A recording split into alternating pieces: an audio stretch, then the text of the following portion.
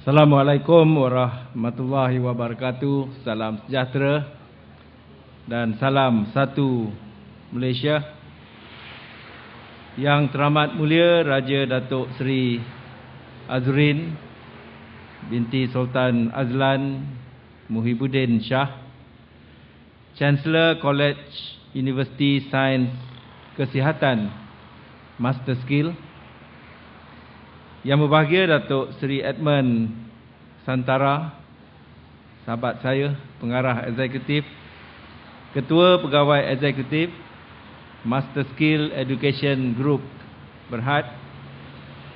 Yang berbahagia Datuk Alicia Naden, Ketua Pegawai Operasi.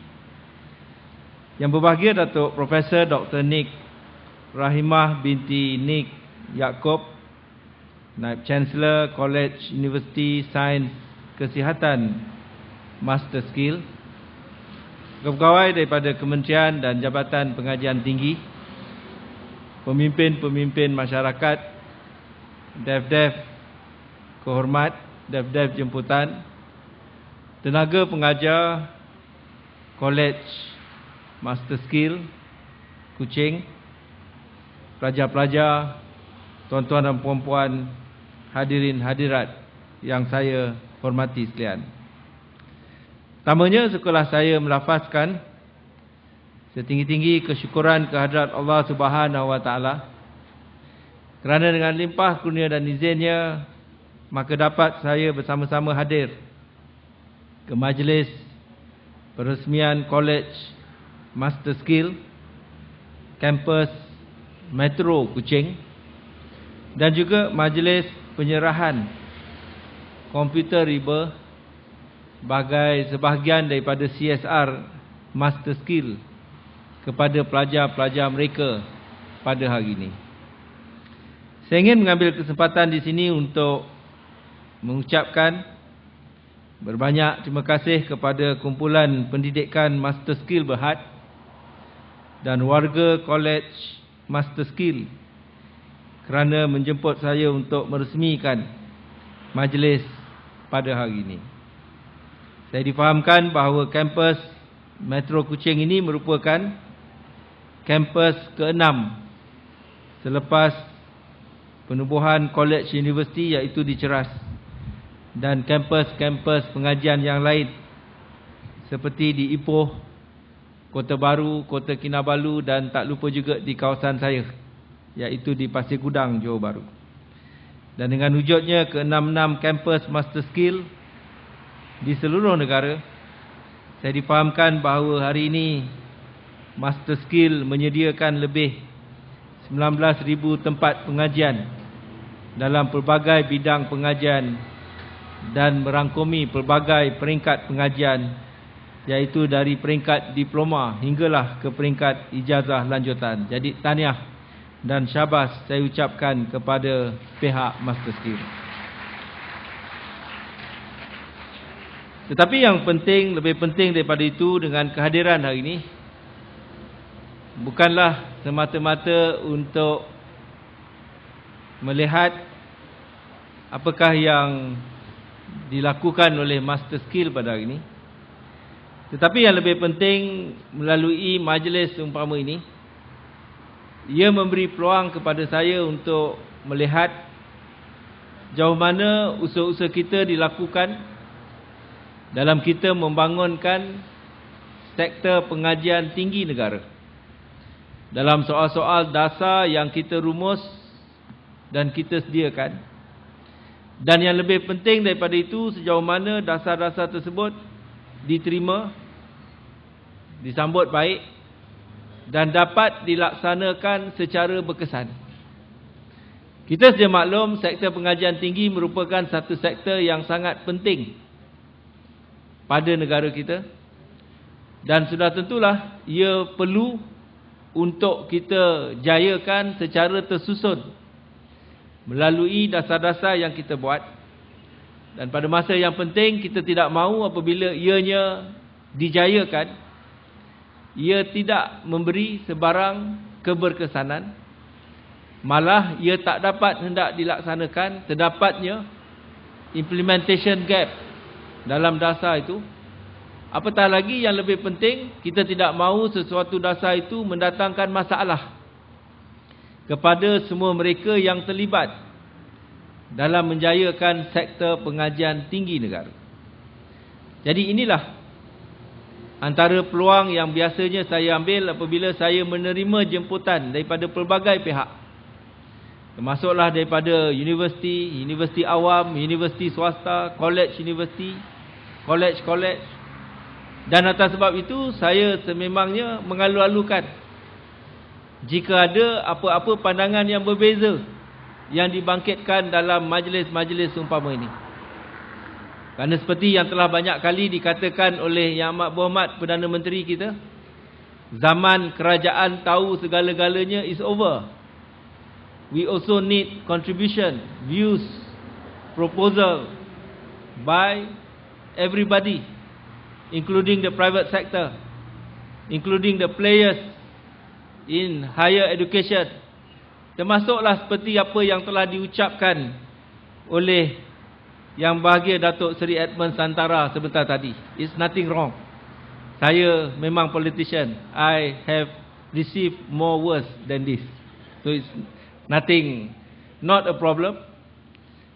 Kalaupun ada masalah, apa pun Datuk Edmund cakap membuat saya pening kepala, saya tak khawatir kerana ini universiti yang berasaskan, college yang berasaskan kepada program medical, mesti ada Panadol agaknya. No problem. I don't think it's going to give me any problem. Sebab pensyarahnya pun semua latar belakang kesihatan. Tetapi pokoknya, this is the very reason we are trying to take the opportunity by my presence for me to know what are the policies. Is the policy efficacious, berkesan, mujarab ataupun tidak? Bagus ataupun baik ke tidak? Kerana saya percaya kerajaan tidak mewujudkan dan membenarkan kewujudan institusi pengajian tinggi jika mereka tidak mempunyai peranan, jika mereka tidak mempunyai matlamat dan objektif.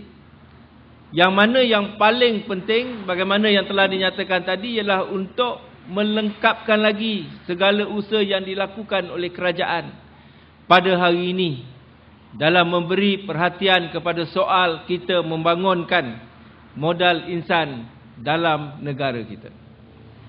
Dan sudah tentulah kehadiran saya pada hari ini, sedikit sebanyak saya dapat memerhatikan perkembangan dan juga kemajuan sebuah IPT seperti Master Skill. Untuk makluman semua, dengan dasar liberalisasi kerajaan dalam sektor pengajian tinggi, dengan kerajaan mengamalkan pendekatan pendemokrasian pendidikan, dengan pendekatan yang diambil oleh kerajaan yang mahukan supaya kita tingkatkan akses kepada rakyat kita supaya dapat peluang untuk melanjutkan pengajian di peringkat tertinggi. Memang kita dapat lihat bagaimana dalam negara kita pada hari ini kita mempunyai banyak institusi-institusi yang diwujudkan oleh pihak swasta. Kita mempunyai 52 universiti dan college universiti swasta dalam negara kita. Di peringkat awam kita hanya ada 20. Dan pada masa yang sama kita mempunyai 488 college. Banyak itu. Kalau nak ikut hari, menteri datang satu college atau satu institusi satu hari tak cukup. 1 tahun tak boleh. Jadi kadang-kadang kala terpaksa memilih. Dan hari ini saya pilih untuk datang ke college tuan-tuan dan puan-puan. Untuk saya tahu. Untuk saya tahu. Dan memang dah saya jangkakan untuk saya dengar apa agaknya Datuk Edmund, Datuk Seri Edmund nak cakap. Sebagai orang lama dalam sektor ini, memang saya fikir dia tahu banyak. Dan wajar untuk dia bercakap. Kalau dia sudah lama dalam sektor ini, dia tak bercakap, tentu tak betul. Jadi memang betul lah dia terpaksa bercakap macam itu. Jadi saya terima baik apa yang beliau telah bangkitkan. Dan sudah tentulah Perkara-perkara itu akan menjadi asas pertimbangan, rujukan dan perhatian oleh pihak kerajaan. Seperkara yang kita wajar faham ialah hakikatnya, iaitu institusi ataupun Master Skill Education Group ini dan institusi yang diwujudkan di bawahnya merupakan antara institusi yang disenarai awamkan. The only one, if I'm not mistaken, to be publicly listed. Sudah tentulah hubungannya berbeza, keadaannya berbeza, dan sudah tentulah sebagai sebuah institusi yang merupakan milik dan disenaraikan di peringkat awam, keadaan dan harapan serta kehendak daripada institusi ini berbeza dengan institusi-institusi yang lain. I understand the fact that you are publicly listed. Therefore, I believe that you require and demand a special relationship because you are different. Itu yang saya boleh dapat tangkap daripada apa yang dikehendaki oleh Datuk Seri Edmund. At the same time, we have to also admit the fact that because it is a new relationship, it is at a different level, berbeza daripada orang lain. Kalau bercinta maknanya cinta yang istimewa lain dari yang lain, jadi mesti ada learning experience. Kita perlu lalui keadaan untuk kita bukan saja kenal dengan lebih rapat antara satu dengan yang lain, tetapi belajar antara satu dengan yang lain supaya the union can be perfect. Supaya kita dapat lahirkan satu keadaan win-win situation for everyone. Sebab seperti yang telah saya katakan tadi, ia berpijak kepada asas dan prinsip yang kerajaan letakkan pada hari ini, iaitu di negara kita, kerajaan memang komited dalam soal-soal untuk menjayakan modal insan di negara kita. Dan dalam soal untuk menjayakan modal insan, human capital in this country, kerajaan sedar bahawa kerajaan sahaja tak mampu untuk memenuhi segala keperluan untuk kita menjayakan modal insan. Kita memerlukan sektor swasta untuk turut terlibat dalam soal menjaya dan membangunkan modal insan. Tuan-tuan dan puan-puan, kita memang bernasib baik kerana kerajaan kita memberi perhatian dan fokus dan komited kepada soal pembangunan modal insan. Kita boleh lihat bagaimana setiap tahun belanjawan negara disediakan sebahagian besarnya untuk modal insan, untuk menyediakan tempat bagi anak-anak kita, bagi pelajar-pelajar kita daripada peringkat rendah, menengah sampailah ke universiti, supaya mereka dapat menguasai ilmu dan juga pengetahuan. Ini berasaskan kepada hakikat bahawa dalam sesebuah negara yang berasaskan kepada pengetahuan, dunia yang berasaskan kepada pengetahuan, dalam zaman di mana teknologi berkembang dengan begitu pesat dan pertumbuhan ekonomi berlaku dengan begitu kuat, kejayaan dan kemajuan sesebuah negara bergantung kepada pengetahuan dan juga daya intelek yang dimiliki oleh rakyat dalam negara itu. Kekuatan negara bergantung sejauh mana rakyatnya mempunyai dan memiliki daya intelek dan pengetahuan. Bagaimana kita nak tentukan rakyat kita, setiap individu, setiap insan yang ada dalam negara itu mempunyai kekuatan, daya intelek dan juga pengetahuan? Sudah tentulah ianya bergantung kepada pelaburan dalam bidang pendidikan, termasuklah di peringkat pengajian tinggi. Kerana dalam zaman pengetahuan, yang penting untuk memaju menjayakan negara, yang menjadi senjata utama untuk sesebuah negara berjaya ialah insan yang merupakan modal. bukan modal wang, bukan modal sumber asli, bukan modal tenaga, tetapi modal insan. Dan bagaimana nak bangunkan modal insan? Iaitu dengan memberi mereka ilmu dan juga pengetahuan. Ini yang menjadi tumpuan yang kerajaan kita berikan pada hari ini. Tetapi kerajaan sedar bahawa kerajaan saja tak boleh dan tak mampu untuk melaksanakannya. Maka kerajaan memerlukan penyertaan daripada sektor swasta untuk bersama-sama menjayakan soal ini. Maka atas sebab itulah, pada hari ini kita dapat lihat banyak college universiti, banyak universiti yang diwujudkan oleh pihak swasta. Dan antaranya yang diwujudkan oleh kumpulan Master Skill Education Berhad, yang mana termasuklah penubuhan college-college seperti yang kita sama-sama saksikan pelancarannya di Kuching pada hari ini. Dan sudah tentu kita mahu lihat supaya institusi yang diwujudkan oleh pihak swasta ini dapat melaksanakan dan memberi sumbangan kepada usaha-usaha yang kita lakukan pada hari ini. Dan di peringkat sektor pengajian tinggi, sebagaimana yang kita sedia maklum, dalam usaha kita untuk membangunkan sektor pengajian tinggi, kita telah pun ada apa yang kita panggil sebagai Plan Strategik Pengajian Tinggi Negara, yang mana pada tahun ini kita masuk dalam fasa yang kedua. Dan dalam fasa yang kedua ini sememangnya kita berkendakkan supaya peranan yang lebih menonjol dilakukan oleh IPT peringkat swasta yang terdapat dalam negara kita. Jadi dalam konteks ini saya berharap supaya dalam kita memberi penekanan kepada soal ini. Being players in this sector, I believe that Master Skill as well understand what are the necessary things that they have to do, that they have to contribute, and how they can contribute it effectively.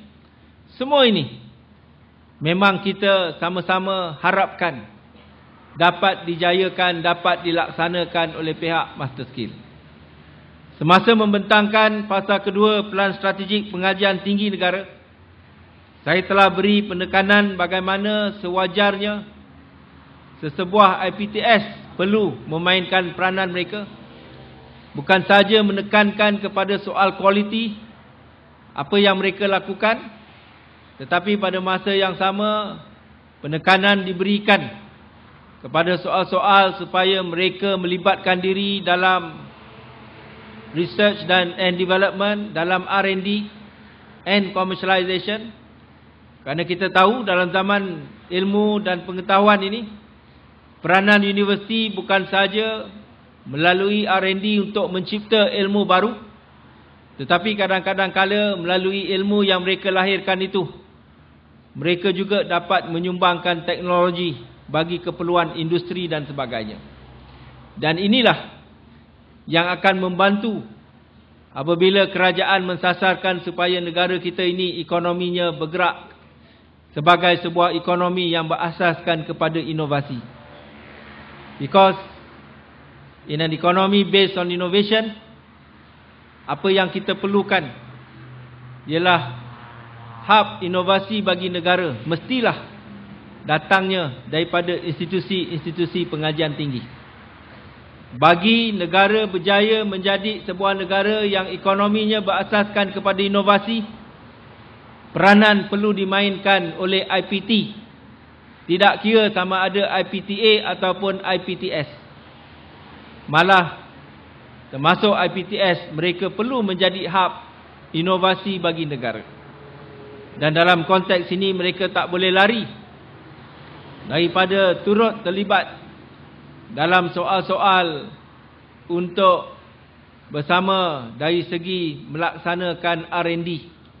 Kerana R&D bukan saja menyumbang kepada soal penciptaan ilmu yang baru, tetapi juga kadang-kadang kala menyumbang kepada pembangunan teknologi yang boleh diguna pakai oleh industri dan sebagainya.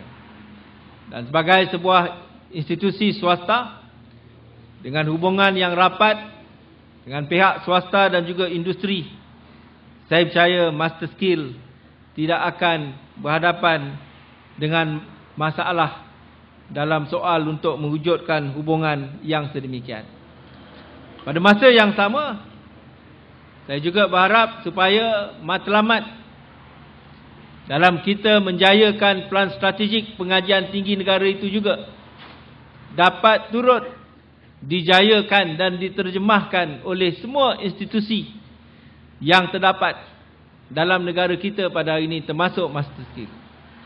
Dan dua matlamat utama yang kita bangunkan ataupun kita harapkan daripada pelan strategik pengajian tinggi negara yang ditetapkan oleh kerajaan untuk sektor pengajian tinggi ialah, pertamanya, kita perlu melahirkan satu institusi yang sebenarnya bertaraf dunia di kalangan kita.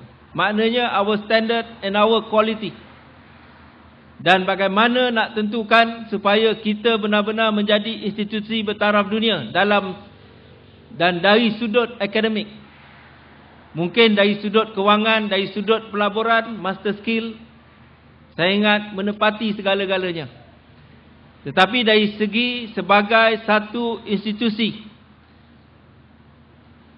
pengajian tinggi yang bertaraf dunia, yang sememangnya digariskan dalam pelan strategik pengajian tinggi negara, ini perlu juga diberi perhatian oleh pihak Master Skill. Benchmarking dengan institusi-institusi luar negara perlu dilakukan. Soal institusi ini menjadi pilihan pelajar luar negara perlu juga ditentukan. We want to see one day among the students, we don't only have students from within Malaysia, sama ada Bumiputera ataupun bukan Bumiputera, tetapi satu hari kita hendak supaya di kalangan pelajar yang mengikuti pengajian di Master Skill terdiri daripada pelajar-pelajar yang datangnya daripada pelbagai negara dalam dunia pada hari ini.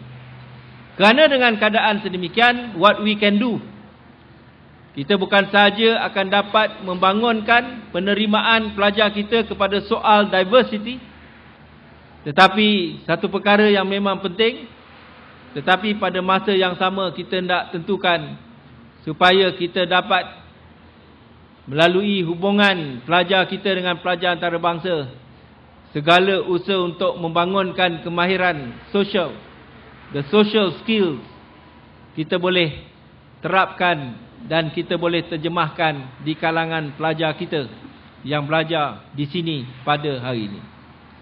Dan saya percaya melalui perancangan-perancangan yang dilakukan oleh Master Skill, saya difahamkan Master Skill akan mula membina kampus barunya di Ceras, di Bangi. Saya juga difahamkan Master Skill mempunyai perancangan satu ketika kelak untuk membina hospital sendiri. Semua itu saya selaku Menteri Pengajian Tinggi memberi sokongan yang kuat, kerana sudah tentulah akan menjadikan Master Skill sebagai satu institusi bertaraf dunia. So, ini satu perkara yang saya amat alu-alukan. That is the first objective of our strategic plan, higher education strategic plan. Kita nak lihat institusi pengajian tinggi negara kita bertaraf dunia, yang pertama. Yang kedua, kita nak lihat supaya modal insan yang kita keluarkan daripada institusi kita, pelajar-pelajar yang melalui program dan pengajian melalui institusi kita, mereka merupakan pelajar yang mempunyai mentaliti kelas pertama. Mentaliti kelas pertama yang mana bukan sahaja dalam masa mereka belajar di sini, mereka menguasai ilmu dan juga pengetahuan dan kemahiran, tetapi semasa berada dalam institusi ini, kita juga tidak lupa untuk membangunkan kepribadian yang kuat dan juga kukuh di kalangan mereka. What we want to see as a result of your many years studying in this institution is not only that you acquire knowledge and skill, but at the same time we are able to build a strong character among you. Kita mahukan kepribadian yang kuat. Dan sudah tentulah ini bergantung kepada soal kebolehpasaran, the employability among you. Jauh mana apabila kita keluar, kita mendapat pekerjaan. Pelajar-pelajar, graduan-graduan yang lahir, yang keluar daripada semua institusi master skill, mereka tidak berhadapan dengan soal employability. Soal mereka nak kerja, tak kerja, soal lain. Tetapi dari segi employability-nya, tahap kebolehpasaran mereka, mereka direbut oleh industri. Mereka direbut oleh hospital-hospital, swasta dan sebagainya. Mereka are on demand macam goreng pisang panas. Kita hendak pelajar-pelajar master skill yang lahir daripada sini macam itu. Dan saya percaya ini memang tidak ada masalah. Saya difahamkan kadar kebolehpasaran graduan daripada college master skill berada pada paras yang baik dan juga tinggi. Dan saya ucapkan tahniah kepada pihak master skill. Apatah lagi hari ini kita berada pada persekitaran yang berubah. Kita tidak lagi boleh menghadkan peluang-peluang kepada anak-anak kita berasaskan kepada kewujudan kehadiran mereka dalam negara. Maka dalam kita mengambil kira perubahan kepada persekitaran itu, a change environment, we cannot confine our graduates within the country alone. We know that we are also able to produce a globally competent workers for the 21st century. Maka ini juga menjadi satu ukuran yang boleh kita lakukan, yang mana kita boleh ukur pelajar-pelajar yang kita lahirkan bukan saja mereka diterima dalam negara, tetapi kita dapati pelajar yang kita lahirkan mereka juga dapat bekerja di peringkat global. Satu lagi ukuran yang sememangnya kita dapati berlaku di seluruh dunia pada hari ini. Walaupun banyak yang kata ini menunjukkan bahawa talent kita lari, tetapi pada masa yang sama, ia juga menunjukkan bahawa institusi kita berkemampuan untuk melahirkan graduan yang sebenarnya dikehendaki di peringkat global. Dan saya difahamkan ada juga, ramai juga pelajar-pelajar yang keluar daripada master skill yang sudah bekerja di luar negara. Ini menunjukkan tahap kualiti institusi seperti master skill yang ada pada hari ini. Mungkin satu hari pelajar-pelajar yang ada di sini tidak hanya mahu bekerja di Sarawak.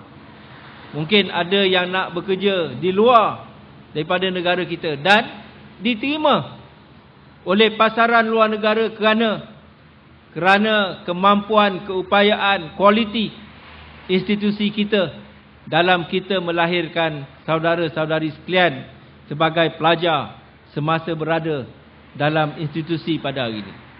Jadi ini juga adalah satu faktor yang perlu kita sama-sama berikan perhatian.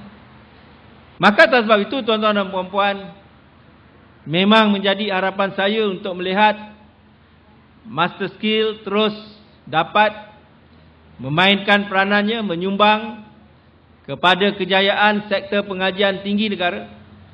Dan kita akan sama-sama, seperti yang banyak kali telah saya nyatakan, facilitate, membantu, berasaskan kepada matlamat kita untuk tentukan master skill dapat memainkan peranannya secara berjaya dan juga secara berkesan.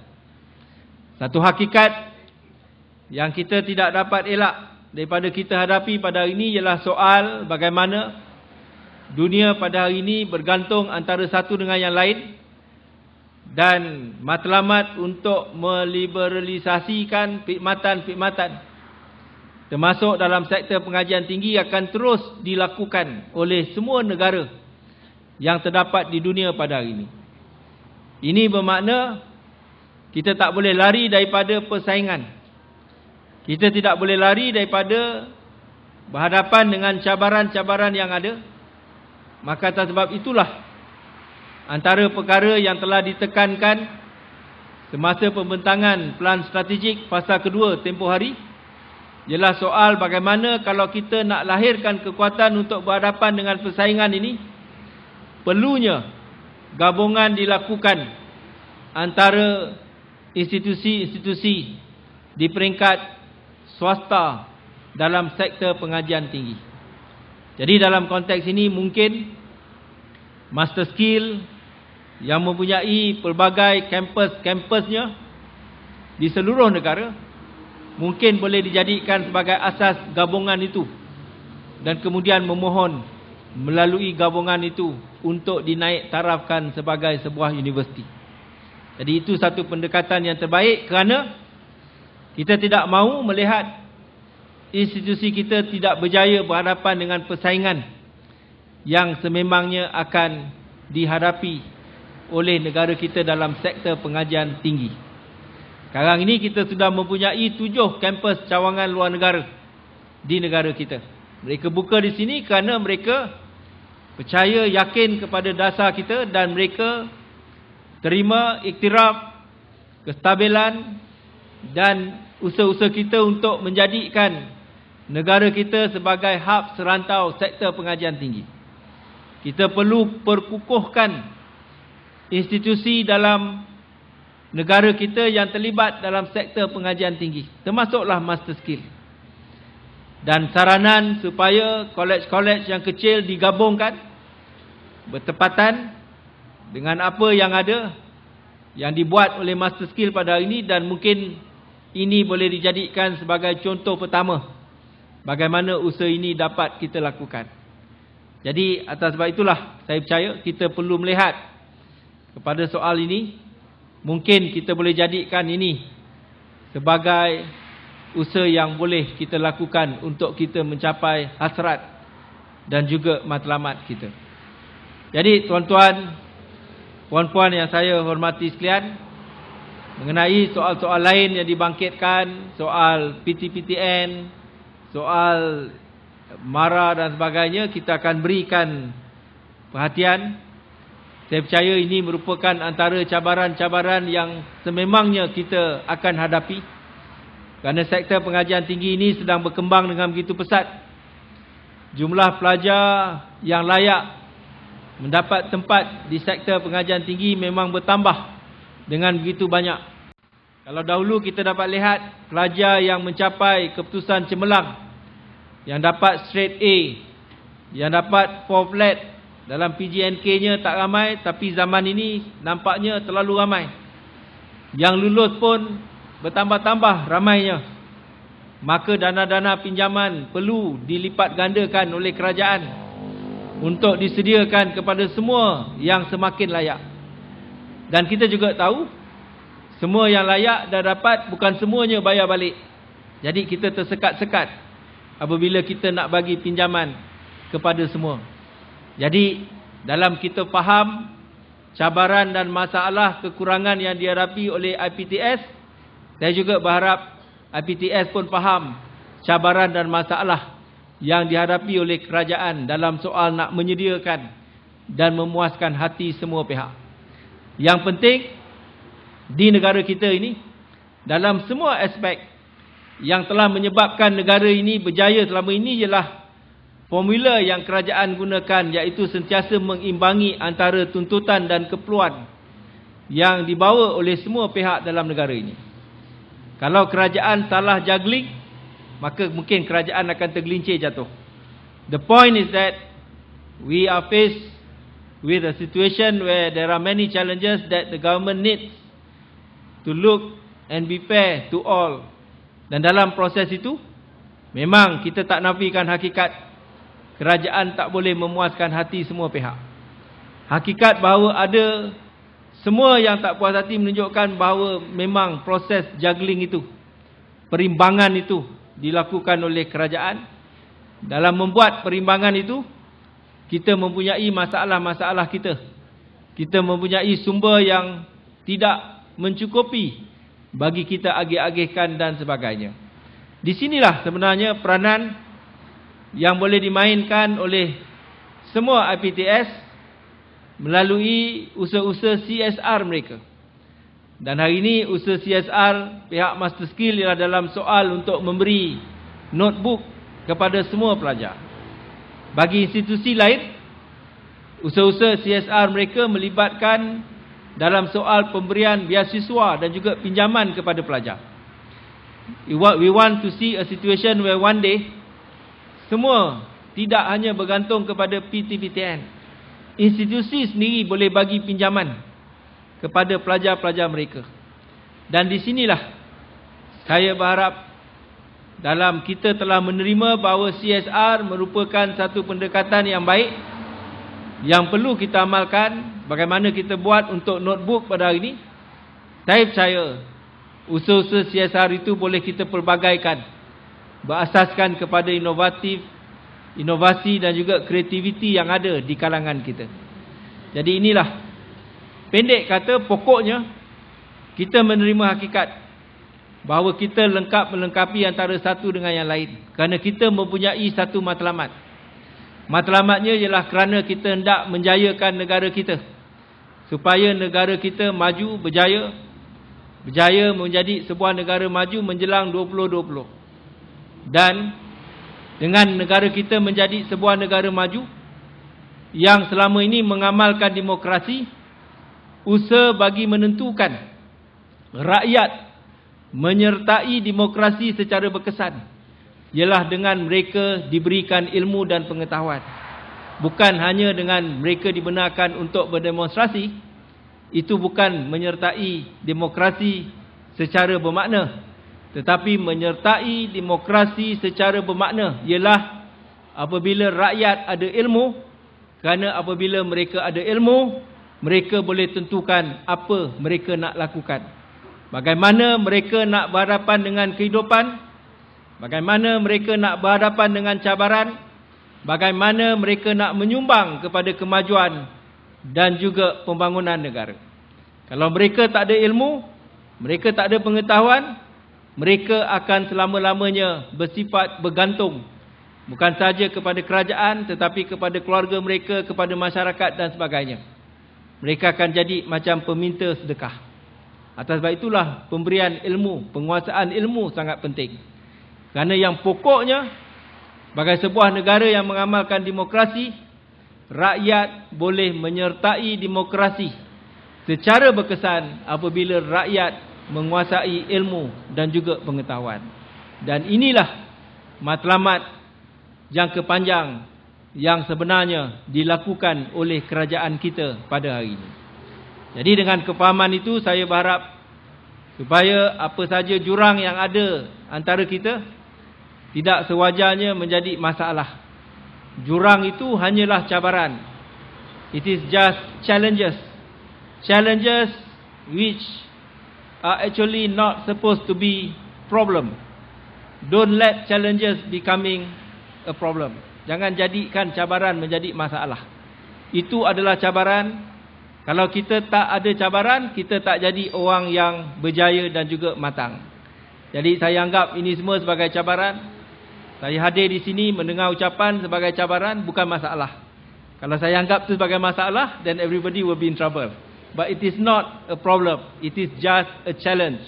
A challenge to a minister who wants to see that we are getting things right in order for us to help develop our country. Itu matlamatnya. Itu cabaran. Dan bukannya masalah. So don't worry. Pada Master Skill, don't worry about that. Kita mempunyai matlamat yang sama. Jadi dengan kata-kata itu, saya sekali lagi mengucapkan berbanyak terima kasih. Dan dengan melafazkan Bismillahirrahmanirrahim, dengan sekecitanya meresmikan College Campus Metro Kuching pada hari ini. Sekian. Assalamualaikum warahmatullahi wabarakatuh.